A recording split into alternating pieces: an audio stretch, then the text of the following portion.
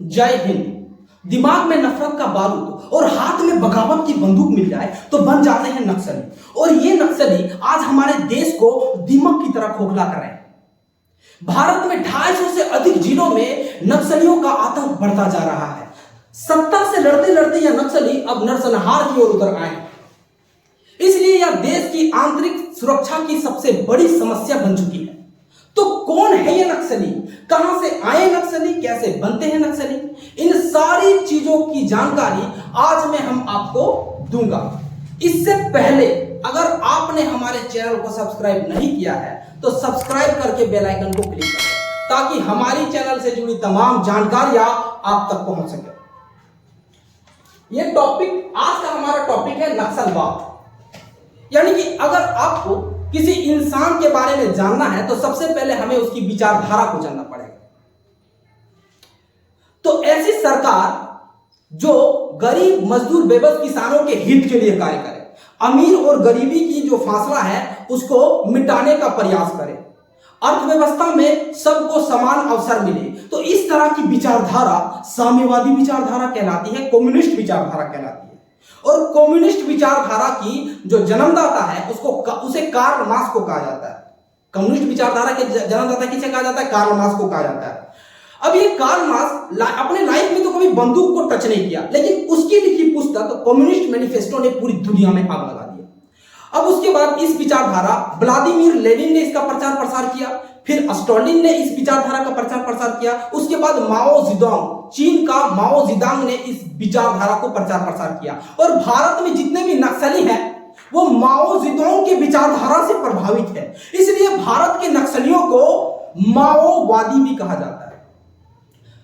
तो अगर हम देखें इस टॉपिक में कि नक्सली, तो नक्सली बनने का मेन रीजन क्या होता है, मेन कारण क्या होता है? तो नक्सली बनने का मेन कारण होता है भ्रष्टाचार। क्या होता है? भ्रष्टाचार। देश में एक छोटे से चपरासी से लेके बड़े से बड़े राजनेता, एवरीबॉडी इज करप्टेड। भ्रष्टाचार इस कदर फैल चुकी है कि गांव गांव, शहर शहर, सब जगह आपको भ्रष्टाचार आपको मिल जाएगी। तो सबसे पहले ये भ्रष्टाचार की शुरुआत आपको गांव से होती है, ग्राम पंचायतों से होती है। आप अगर चापाकल की खुदाई से लेकर पीएम आवास तक हर चीज में है भ्रष्टाचार। नली गली निर्माण हो या आपका रोशनी के लिए स्ट्रीट लाइट की व्यवस्था, हर चीज में घोटाला। पीएम आवास का लाभ गरीब मजदूर बेबस किसानों के लिए है, लेकिन मिलता किसको है? ना अमीर इंसान को। क्यों? कारण क्या है? क्योंकि हमारे आदरणीय मुखिया जी गरीब आदमी से पीएम आवास पास करवाने के लिए 20,000 पहले लेगा। बाबू, जिसको खाए ठिकान नहीं है गरीब आदमी को, वो 20,000 रुपया लाएगा कहां से? लाल कार्ड जो होता है, लाल कार्ड, उसका लाभ गरीब मजदूर बेबस किसानों के लिए, लेकिन इसका लाभ कौन उठाता है? ना अमीर आदमी। किसके प्रताप से? ना आदरणीय मुखिया के प्रताप से। भारत भ्रष्टाचार के मामले में 85 रैंक तक पहुंच गया है। यहां गांव गांव, शहर शहर तक है भ्रष्टाचार, पूरा यानी कि करप्टेड एरिया। अगर हम बात करें यानी कि अमीर और गरीब के बीच का जो डिफरेंस है उसकी बात करें तो देश में 75% पैसा 1% इंसान के पास में है, जहां पर उस इंसान के पास हर वो सुख सुविधा है। लेकिन इस देश का एक बड़ा भाग, एक बड़ा हिस्सा गरीब और बेबसी से जूझ रहे हैं। तो ये ही जो आपका डिफरेंस है, तो इसी को लेके लड़ाई है नक्सलियों का। अब हम बात करें इसका, यानी कि आज भी महाराष्ट्र को किसानों का कब्रिस्तान कहा जाता है। हालिया रिपोर्ट 2022 के अंतर्गत 2,942 किसानों ने आत्महत्या कर लिया। और इन्हीं चीजों का फायदा, इन्हीं परिस्थितियों का फायदा नक्सली उठा लेते हैं और वो कहते हैं कि सरकार तो आपकी सुन नहीं रहे हैं, तो आप हमको ज्वाइन करो। और इस प्रकार एक नए नक्सली का जन्म होता है जो पहले गरीब मजदूर और बेबस किसान थे।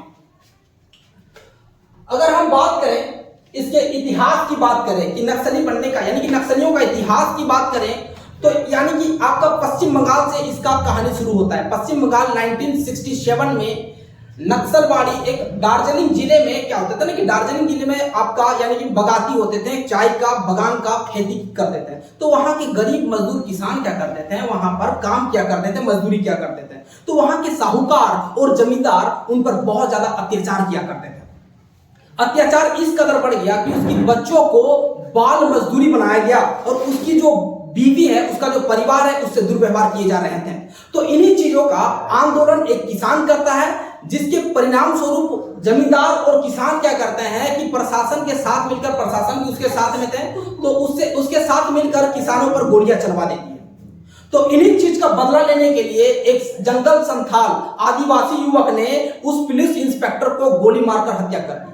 और यही इस नक्सलवादी का जो आपका मेन अभिव्यक्ति है, जो पहला अभिव्यक्ति यहां से शुरू होता है। पहला अभिव्यक्ति का इसके दौर माना जाता है पहला अभिव्यक्ति का।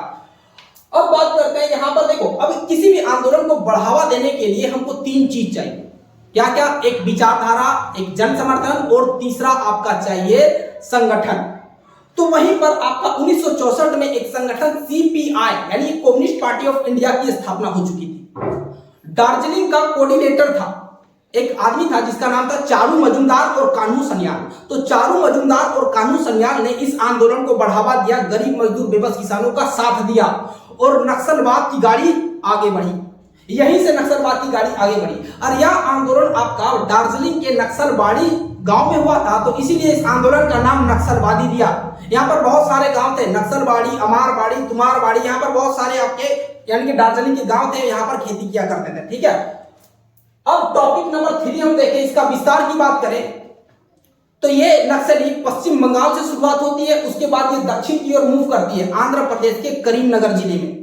तो आंध्र प्रदेश के करीमनगर जिला ये आपका उस समय बाउंड्री यानी कि बाउंड्री शेयर करता था महाराष्ट्र से, छत्तीसगढ़ से, मध्य प्रदेश से, सीमा साझा करती यानी कि उसके आसपास में। और नक्सलियों को बढ़ने के लिए उसका सिद्धांत क्या चाहिए? त्रिसंगम सिद्धांत। कितने त्रिसंगम सिद्धांत चाहिए? यानी कि उसका बाउंड्री कुछ यानी कि अलग अलग राज्यों से सीमा करे, एक जगह ऐसा होना चाहिए जो अलग अलग राज्यों से सीमा साझा करे। तो करीमनगर उसके लिए बेस्ट था और यहीं पर उन्होंने क्या किया कि नक्सलियों का यहाँ पर केंद्र बन गया। धीरे धीरे यह नक्सली उत्तर की ओर मूव किया, उत्तर की ओर, बिहार की ओर मूव किया। उस समय बिहार में राजपूत रणवीर सेना बनाकर दलितों के खिलाफ युद्ध लड़ रहे थे, लड़ाई लड़ रहे थे। तो और इन दलितों को हेल्प जो है ना वो नेपाल के माओवादी कर दिए। माओवादियों ने उस यानी कि गरीब दलितों की यानी कि लड़ाई में उसका मदद कर दिए। अब जब इसकी मदद किया तो गांव के गांव गोलियों से भून दिए गए और यहां पर नक्सलियों का बहुत बड़ा क्या हुआ, विस्तार हो गया। इसको रेड कॉरिडोर कहते हैं, यानी कि नेपाल से लेकर आपका आंध्र प्रदेश तक, नेपाल से लेकर आंध्र प्रदेश तक इसका विस्तार है। नेपाल में आपका है पशुपतिनाथ और आंध्र प्रदेश में है तिरुपति। तो पशुपतिनाथ से लेकर तिरुपति तक इसका विस्तार फैला हुआ है और इसको कहते हैं रेड कॉरिडोर, रेड कॉरिडोर कहते हैं। रेड कॉरिडोर में 18 जिले और 218 जो डिस्ट्रिक्ट है और 460 पुलिस स्टेशन प्रभावित है इस रेड कॉरिडोर में। धीरे धीरे इसका विस्तार और बढ़ता चला गया। अब पहले गांव वाले इसमें हिस्सा लिया करते थे, अब शहरी लोग हिस्सा लेने लगे। यानी कि इस वाले हिस्सा पर यानी कि आपका यहाँ पर देखा जाए तो गुजरात, राजस्थान और पश्चिमी मध्य प्रदेश, यहां पर इसका विस्तार देखा और इस वाले एरिया को कहते हैं गोल्डन कॉरिडोर। क्या कहते हैं? गोल्डन कॉरिडोर कहते हैं। तो आपका रेड कॉरिडोर और गोल्डन कॉरिडोर इनका विस्तार है। नक्सलवादियों का क्या है ना, विस्तार है। यहीं पर नक्सलवादी अपना अड्डा जमा के रखते हैं। जितने भी आपका आतंक होते हैं, आतंक फैलाते हैं, सिर्फ इसी वाले एरिया पर गर्दा उड़ाते हैं बाबू। ठीक है, अब नक्सलवादियों की प्रभाव की बात करें तो यहाँ पर सकारात्मक और नकारात्मक दोनों प्रकार के प्रभाव देखे गए। देखो बाबू, सकारात्मक प्रभाव कब तक था इसका? जब तक ये वंचितों की लड़ाई थी, ये गरीब मजदूर किसानों की लड़ाई थी, ये विचारधारा की लड़ाई थी, तब तक इसमें सकारात्मक प्रभाव देखे गए। और हम बात करें सकारात्मक प्रभावों की तो अगड़ा पिछड़ा वर्ग के बीच की दूरी मिटना, यानी कि गरीब और अमीर का जो फासला है उसके बीच की जो दूरी है वो मिटने लगा धीरे धीरे। और यहाँ पर बात करें भूमिहीनों को भूमि मिला, जिसका भूमि छीना गया था उसको भूमि मिला, चाहे वो नक्सलवादियों के डर से ही सही। और आगे आप देखा जाए तो आदिवासियों का संगठन हुआ, जंगल जमीन मिला उन लोगों को। और साथ ही साथ यहाँ पर देखिए कि प्रशासनिक अत्याचार की कमी हुआ। यहाँ पर जो प्रशासन लोग अत्याचार करते थे तो उनके डर से सही लेकिन अत्याचार कम हुए। ठीक है, अब हम बात करते हैं इसके नकारात्मक प्रभाव की। तो देखो बाबू, आप लाख अच्छा काम करो लेकिन आप अगर बुरा एक भी काम कर दिए तो आप बुरा इंसान कहलाओगे। ठीक इसी प्रकार आपका इसके विचारधारा यानी कि नक्सलवादियों के साथ हुआ। यानी कि देखो, जब तक ये विचारधारा की लड़ाई थी, वंचितों की लड़ाई थी, गरीब मजदूर किसानों की लड़ाई थी, तब तक वो ठीक था। लेकिन ये धीरे धीरे देखा जाए तो रक्षक ही भक्षक बन गए। यानी कि आदिवासी लोग जो इस पे भरोसा करते थे वे आदिवासियों को ही लूटने लगे, मारने काटने लगे। फिरौती करने लगे, देश के खिलाफ षड्यंत्र रचने लगे। तो ये धीरे धीरे इसका यानी कि नेगेटिव रोल देखने के लिए मिला। तो इसके क्या क्या नेगेटिव रोल यानी कि नकारात्मक प्रभाव देखने के लिए मिले कि 6 से जो 14 साल के बच्चे थे उनके हाथों में बंदूक थमा दिया, जबकि सरकार कहता है कि 6 से 14 साल के बच्चों को क्या थमाया जाएगा, किताब थमाया जाएगा। लेकिन ये विपरीत है, 6 से 14 साल के बच्चों को क्या थमा दिया ना, बंदूक थमा दिया, उनको नक्सलवादी ज्वाइन करवा दिया, नक्सली ज्वाइन करवा दिया। अब हम बात करते हैं यहाँ पर कि जन अदालत द्वारा यानी कि लोग कहता है कि कहीं और न जाइए, यहाँ पर हम लोग अगर आपके साथ बुरा होता है तो वहां पर जन अदालत यानी कि गांव में जाकर जन अदालत लगाते थे और क्या करते थे कि अगर दोषी पाने पे उसका गला रेतना, फांसी देना, बहुत सारे अमानवीय कार्य देखने के लिए मिले जो काफी ज्यादा दिल दहलाने वाला कार्य था। अब अगर हम बात करें यहाँ पर बहुत सारे कहते हैं कि आपका नेशन हत्याएं भी हुए, तो उन नेशन हत्याओं के बारे में देख लेते हैं। आपका देखा जाए तो 5 जनवरी 2005 में बिहार के मुंगेर जिला में एक है भीमबांध नाम का एक जगह है, ठीक है ना। तो उस जगह पे क्या हुआ था कि आईडी विस्फोट के द्वारा यानी कि मुंगेर का जो आईपीएस था, केपी सुरेश बाबू नाम था उसका, ठीक है। तो केपी सुरेश बाबू सहित 6 पुलिसकर्मियों की हत्या। आगे हम देखें तो 8 अक्टूबर 2009 में महाराष्ट्र के गढ़चिरौली में लाहिड़ी थाना में हमला और 17 पुलिसकर्मियों की हत्या। आगे अगर देखा जाए और आगे हम जाए तो 6 अप्रैल 2010 में दंतेवाड़ा में हमला, 75 जवानों की हत्या। और अगर हम बात करें 25 मई 2013 सुकमा में कांग्रेस के परिवर्तन यात्रा में हमला और कांग्रेस नेता सहित 25 लोगों की हत्या की गई। 2008 की बात करें तो 2008 सुकमा में 9 सीआरपीएफ जवानों की हत्या। 2019 में बस्तर में 4 बीएसएफ जवानों की हत्या। और आपका हाल ही में 4 महीना पहले की बात करें तो 26 अप्रैल 2023 दांतेवाड़ा में आईडी विस्फोट के द्वारा लगभग 11 जवानों शहीद हो गए, 11 जवानों की हत्या हो गया। तो इन सब परिस्थितियों में देखा जाए तो भारत सरकार द्वारा नक्सलियों के बाप का एंट्री होता है, जिसे नागा रेजिमेंट कहते हैं। वो नागा रेजिमेंट उसको देखा जाए ना तो हेड हंटर्स के नाम से जानते हैं। जंगल में अगर 2-4 शेर भागते नजर आ गए ना तो समझ आना कि नागा रेजिमेंट आया। ऊंचे ऊंचे पेड़ पर्वत पहाड़ चढ़ने में महारत हासिल है। आम आदमी की बात करें तो आम आदमी अपने घरों के दरवाजे पर नींबू मिर्ची और जूते लटकाते हैं पॉजिटिव एनर्जी के लिए, लेकिन ये महाशय दुश्मनों का सिर लगाते हैं पॉजिटिव एनर्जी के लिए। जब ये छत्तीसगढ़ घुसा था ना तो आज भी नक्सलियों में इसका दहशत है। ये आपका बहुत सारे रेजिमेंट है, नागा रेजिमेंट हो गया, कोबरा रेजिमेंट हो गया, तो सब गुरिल्ला वॉर करने में छिपके यानी कि दुश्मनों को उसके घर में घुस के मारने में इसको महारत हासिल है। तो ये सब बहुत ज्यादा ये सब क्या है ना यानी कि ये लोग जंगल में रहते हैं और इसी तरह गुरिल्ला वॉर किया करते हैं। अब हम टॉपिक 5 की बात करें जिसमें देखते हैं कि सरकार ने इस पर क्या क्या अभी तक प्रयास किए।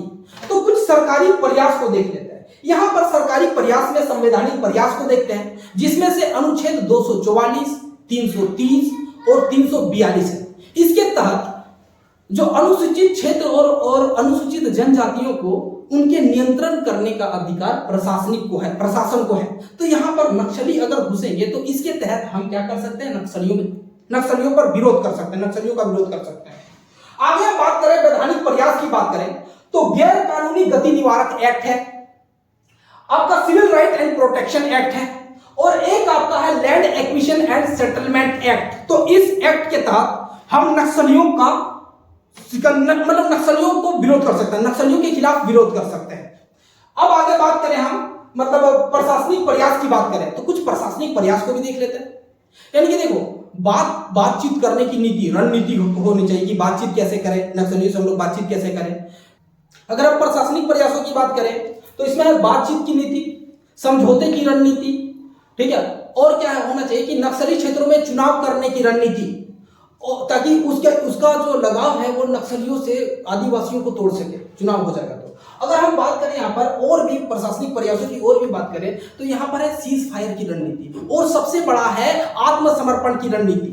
यानी कि ये नक्सलियों से यानी कि अब आत्मसमर्पण की रणनीति की बात करें तो छत्तीसगढ़ का मेन उदाहरण लिया जाता है। छत्तीसगढ़ में यानी कि आत्मसमर्पण की रणनीति से उन्होंने बहुत सारे नक्सलियों को कम कर दिया है। उसका यानी कि आत्मसमर्पण की रणनीति क्या आता है कि सरकार उनको कहता है कि आप क्या करो ना कि नक्सली को छोड़ दो, हम आपके परिवार को हमेशा के लिए सुरक्षा और एक रोजगार देंगे, जीवन भर के लिए रोजगार देंगे। तो ये रणनीतियां काफी अच्छी होती है जो आपका प्रशासनिक प्रयासों में किया जाता है। अब हम बात करें विकासात्मक प्रयास का, यानी कि नक्सली क्षेत्रों में इतना तेजी से विकास करो, रोटी कपड़ा मकान शिक्षा स्वास्थ्य सब चीज एकदम सब चीज दे डालो ताकि नक्सलियों को सोचने का मौका ना मिले।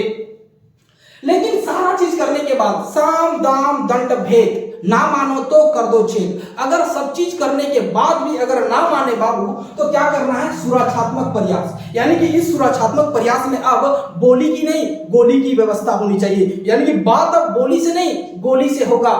अगर हम बात करें सुरक्षात्मक प्रयास में तो यहां पर क्या होना चाहिए ना कि जीरो टॉलरेंस, यानी कि बर्दाश्त नहीं करेंगे, यानी कि जीरो टॉलरेंस की रणनीति को अपनानी चाहिए इस नक्सली क्षेत्रों में, और बहुत सारे बटालियन को इंटीग्रेटेड करना चाहिए, इंटीग्रेट करके रखना चाहिए। जिस प्रकार ये इंटीग्रेट है ना उसी प्रकार हम लोग अपने सेना को इंटीग्रेट करके रखना चाहिए। जैसे कि यहाँ पर हम बात करें नागा बटालियन की बात कर सकते हैं, कोबरा की बात कर सकते हैं, सीआरपीएफ की बात कर सकते हैं, बीएसएफ की बात कर सकते हैं। तो बहुत सारे इन लोगों का क्या है ना इंटीग्रेट करके रखे हैं, इंटीग्रेट पॉलिसी। अब हम बात करें सुरक्षात्मक प्रयास का हो गया है। अब जैसे कि देखते हैं कि टॉपिक 6 में क्या होता है कि इसका समाधान क्या होगा। तो इसके समाधान में यानी कि नक्सलियों का समाधान में देखते हैं तो कुछ बातों पर हम चर्चा कर देते हैं। तो समाधान में देखते हैं समाधान, समाधान SAMADHAN समाधान। तो S से होगा स्मार्ट लीडरशिप, चाहे वो आपका पॉलिटिक्स में हो या फिर आपका प्रशासनिक स्तर पे हो या फिर आपका राजनीतिक स्तर पे हो, यानी कि जो लीडरशिप है नक्सलियों के लिए, नक्सलियों के खिलाफ के लिए जो लीडरशिप है वो आपका स्मार्ट होना चाहिए, सोचने योग्य होना चाहिए। और जैसे कि एग्रेसिव, ए से होगा एग्रेसिव स्ट्रेटजी, यानी कि जीरो टॉलरेंस, यानी कि यहां पर नहीं देखना, यानी कि देखो नक्सली भी आपके दो प्रकार के होते हैं। एक होता है गांव देहात वाला जो जबरदस्ती मजबूरी से नक्सली ज्वाइन करते हैं, और एक होता है आपका विचारधारा वाला आदमी, सोचने समझने वाला आदमी होता है, विचारधारा वाला आदमी। और ये विचारधारा जिसका बहुत ज्यादा कट्टरपंथी होता है, सरकार के खिलाफ जो बहुत ज्यादा एग्रेसिव होते हैं, तो वही लोग क्या होते हैं ना कि उन्हीं लोगों में जीरो टॉलरेंस की नीति अपनानी चाहिए। बात बाकी जो आत्मसमर्पण की नीति से जो मान जाएगा तो ठीक है, नहीं तो फिर जीरो टॉलरेंस की नीति यानी कि एग्रेसिव स्ट्रेटजी को अपनाना पड़ेगा। अब यहाँ पर बात करते हैं मोटिवेशन ट्रेनिंग, यानी कि हमारे आर्मी को क्या करना चाहिए कि उसको मोटिवेट करना चाहिए, उन लोगों को वित्तीय यानी कि होता है ना हेल्प करना चाहिए, पैसों में हेल्प करना चाहिए ज्यादा से ज्यादा, यानी कि उन लोगों को मंथली में यानी कि उन लोगों का मंथली जो है ना बढ़ा देना चाहिए, यानी कि ज्यादा से ज्यादा उन लोगों को मोटिवेट करना चाहिए पैसों के मामले में। अब यहाँ पर बात करते हैं एक्शनेबल इंटेलिजेंस, ए से क्या होगा एक्शनेबल इंटेलिजेंस, यानी कि देखो नक्सलियों का जो जासूस है वो हम लोग के पास है, यानी कि उसका जासूस हम लोग के इधर उधर घूम रहा है। तो क्या ऐसा नहीं हो सकता कि हम लोग भी नक्सलियों में जासूसी करें, नक्सलियों में क्या करते हैं अपना जासूस भेज सकते हैं हम लोग भी अपना, और इसके थ्रू हम लोग भी अपना कुछ यानी कि उसको निपटा सकेंगे। अब यहाँ पर होता है आपका डी से डैशबोर्ड रिव्यू सिस्टम, यानी कि हर पुलिस स्टेशन में एक बोर्ड लगनी चाहिए कि कितना यानी कि नक्सलियां घटे हैं, कम हुए हैं, बढ़े हुए हैं। तो इन सभी चीजों से क्या होता है ना कि एक लोगों को एक मतलब मोटिवेट होते हैं ज्यादातर कि वो काम में हम लगे रहेंगे। अब यहाँ पर एस से होगा हार्नेसिंग टेक्नोलॉजी, यानी कि आप यहाँ पर यानी कि टेक्नोलॉजी का प्रयोग कर सकते हैं। आप नक्सली से यानी कि पारंपरिक युद्ध करके आप नहीं जीत सकते हैं, उसको टेक्नोलॉजी से ही लड़ना पड़ेगा हम लोगों को। जैसे कि जंगल, अगर देखो नक्सली ज्यादातर युद्ध करते हैं पतझड़ के मौसम में, जब पत्ते सब झड़ जाते हैं तब, कहा कि उसको सब चीज देखने के लिए यानी कि सब चीज दिखाई दे। पत्ते जब झड़ जाते हैं तो जंगल में सारा चीज आपको उन लोगों को दिखाई देता है, और वो लोग क्या करता है ना कि हम लोग के बीएसएफ सीआरपीएफ जवानों पर अटैक करके उसका बंदूक लेके भाग जाता है, ठीक है। तो वहां पर हम लोग टेक्नोलॉजी का इस्तेमाल कर सकते हैं कि उनकी बंदूकों में चिप सिस्टम लगा देना चाहिए ताकि हम उसको ट्रेस कर सकें, और साथ ही साथ क्या कर सके कि अपनी बंदूक को भी यानी कि हो सकता है कि ट्रेस कर सके, बंदूक को नष्ट कर सके। बहुत ऐसे सिस्टम लगाए हुए हैं, और जंगलों में यानी कि बहुत सारे छोटे छोटे हिडन कैमरा भी लगा देना चाहिए। ये आपका देखा जाए तो क्या है ना कि हार्नेसिंग टेक्नोलॉजी के अंतर्गत ही आएगा इतने करने से। अब यहाँ पर ए से होगा एक्शन प्ले इज बेटर, हर जगह अलग अलग रणनीति को अपनाना चाहिए। एक ही जगह जैसे कि सुकमा में अगर हम वो ऑपरेशन चलाए तो वही ऑपरेशन हम क्या झारखंड के गढ़वा में चलाए, तो ऐसा नहीं हो सकता कि हर जगह अलग अलग ऑपरेशन चलानी चाहिए हम लोगों को। नो टू फाइनेंस, यानी कि उसका वित्त स्रोत ही काट देना है। जिस प्रकार मोदी जी ने नोटबंदी करके, देखो मोदी जी ने कहा था कि नोटबंदी का एक मेन कारण है कि देश के नक्सलियों के लिए और आपका आतंकवादियों को जो वित्त स्रोत होता है उसको काटने के लिए वो नोटबंदी किया था अपने, ठीक है। अब इन सब चीजों को देखने के बाद हम लोग झारखंड की बात करें तो झारखंड में भी नक्सली काफी ज्यादा प्रभावित कर रहे हैं। वो यानी कि झारखंड के लगभग 8 जिलों में ये पूरा का पूरा प्रभावित है। गढ़वा, पलामू, लातेहार, गिरिडीह, लोहरदगा, ठीक है, आपका पश्चिमी सिंहभूम। तो इस तरह के कई सारे जिलों पर नक्सलिया अपने क्या कर रहे हैं ना आतंक कर रहे हैं, आतंक मंडरा रहे हैं नक्सलियों का वहां पर। तो अभी हाल ही में देखा जाए तो नक्सलियों का प्रभाव बहुत ही कम हो गया है, और बूढ़ा पर्वत बोल रहे, बूढ़ा पहाड़ को वहां पर क्या किया कि बीएसएफ और आपका सीआरपीएफ जवान ने उसको 32 साल बाद मुक्त कर दिया है। जो आपका छत्तीसगढ़ और आपका गांव मतलब झारखंड का सीमा सजा जाती थी वो बूढ़ा पहाड़, ठीक है, तो वहां पर नक्सलियों को खदेड़ दिया वहां से नक्सलियों को, ठीक है। तो ये आपका पूरा का पूरा टॉपिक जो है ना वो आपका 6 टॉपिक में समाप्त होता है, ठीक है। जय हिंद।